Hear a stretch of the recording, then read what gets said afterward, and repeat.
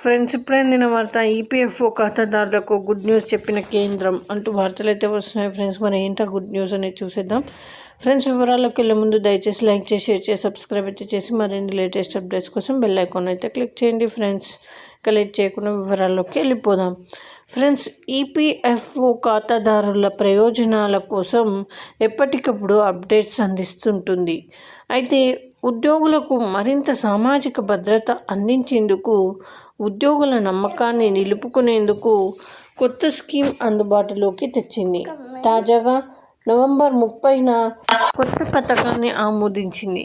ఈ స్కీమ్లో భాగంగా పాత పీఎఫ్ బకాయిలను ఎలాంటి జరిమానా లేకుండా చెల్లించవచ్చు. ఈపీఎఫ్ స్కీమ్ 1952 ప్రకారం పీఎఫ్ అకౌంట్ హోల్డర్లకు సెటిల్మెంట్ తేదీ వరకు వడ్డీ చెల్లింపు ఉంటుంది. సెంట్రల్ బోర్డ్ ఆఫ్ ట్రస్టీస్ ఈ మేరకు నిర్ణయం తీసుకుంది. వివిధ యాజమాన్య సంస్థలు తమ పాత బకాయిలను ఎలాంటి అదనపు పెనాల్టీ లేకుండా చెల్లించేందుకు, ఏ విధమైన న్యాయపరమైన సమస్యలు లేకుండా చూసేందుకు వీలు కల్పిస్తుంది. ఎందుకంటే చాలా సంస్థలు ఉద్యోగులు పీఎఫ్ బకాయిలు చెల్లించకుండా వదిలేస్తుంటారు.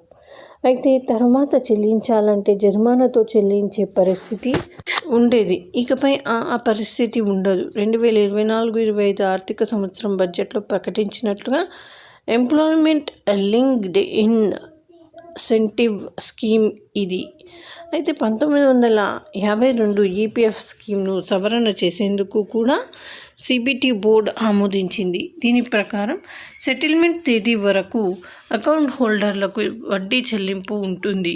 ఇప్పుడున్న నియమాల ప్రకారం ప్రతి నెల 24వ తేదీలోగా సెటిల్ అయ్యే క్లెయిమ్స్కు వడ్డీ గత నెల వరకే చెల్లిస్తున్నారు. ఇప్పుడు సవరణ తర్వాత పీఎఫ్ సభ్యులకు మరింత అదనపు వడ్డీ లభిస్తుంది. ఎంప్లాయీ డిజిటల్ లింక్డ్ ఇన్సూరెన్స్ ప్రయోజనాలు 2024 ఏప్రిల్ 28న నుంచి వర్తిస్తాయి. సో ఇది ఫ్రెండ్స్, ఈ విధంగా వార్తలు అయితే వస్తున్నాయి. మరి thanks for watching. Please like, share and subscribe.